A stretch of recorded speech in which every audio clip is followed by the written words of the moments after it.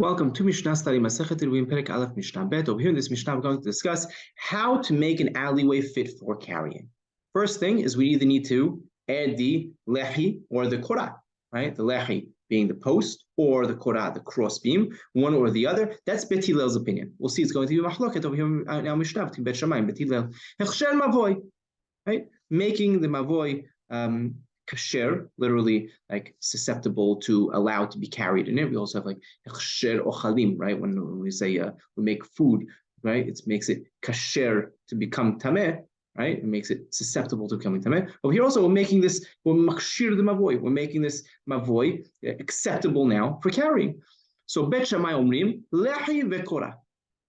You need both a post on the side and a crossbeam going across. You need both of them. One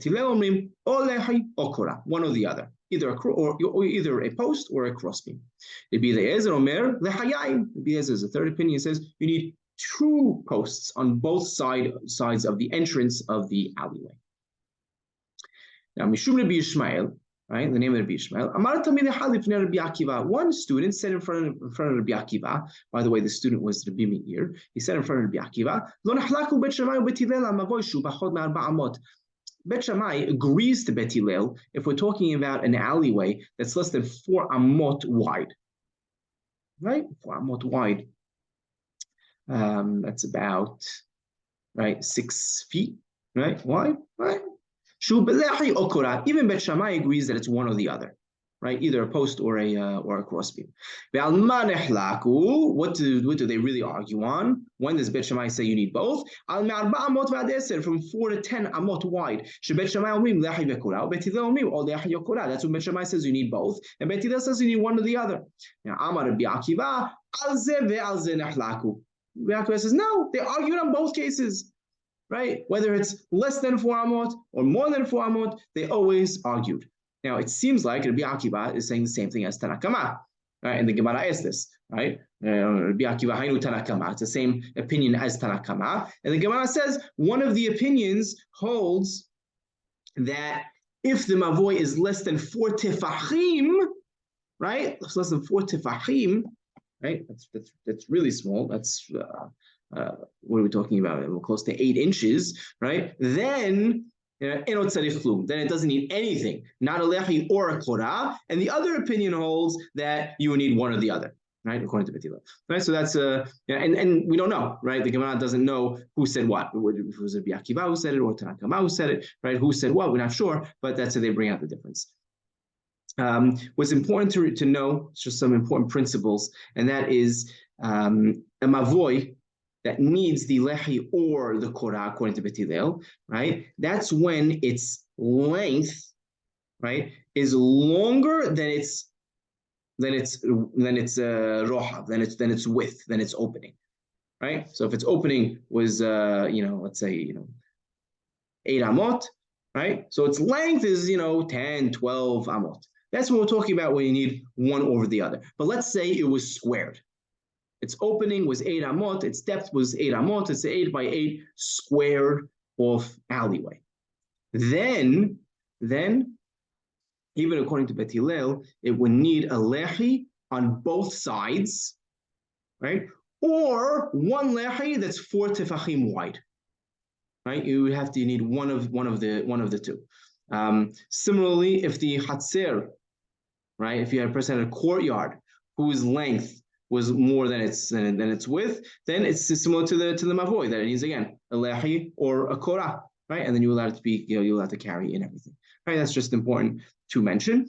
The other important principle to mention over here that Hanabam brings down is the mavoy that's not mifulash, right? The mavoy that is not open-ended, right? It's a U. You go in and you have to come back out that same side, right? So you like a U shape, right? You walk in, but it's not open-ended that you could pass through the other side.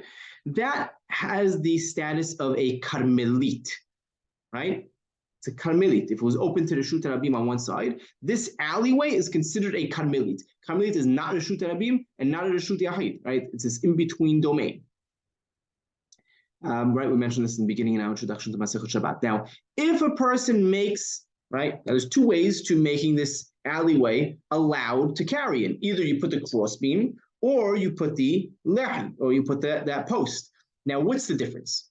If you put the crossbeam, right, that crossbeam still keeps the alleyway as a karmelit. We're allowed to carry within it, right? We're allowed to carry within it, but there's a kula, right? And that is if a person throws something, someone takes a football, he throws it from Reshut Rabim and it lands into this alleyway, right? He threw from Reshut Rabim and it landed in a karmelit, not in a Reshut Yahid. It landed in a karmelit still, because the crossbeam is only mishum heker. It's only so we notice not to pass into the Reshut Rabim, but it still keeps the status of the alleyway as a karmelit. And if a person threw something from the Reshut Rabim to this alleyway now that has this korah, this crossbeam, he's not going to be hayav karet, right? Because he didn't throw from Reshut Rabim to Reshut Yachid.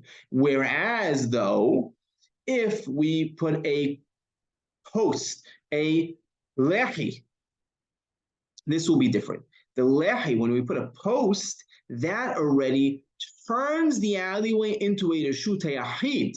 And if a person threw something from Reshut Rabim into this alleyway that has a lehi, a post, then he would be hayav hatat, hayav karet for throwing it in. And this is what we mean when the Gemara says korah mishum heker, lehi mishum mechitza. Right, the crossbeam that goes across the top, that's mishum heker. That's just so we notice, so we know not to carry past it, right? But it still keeps the status of a karmelit.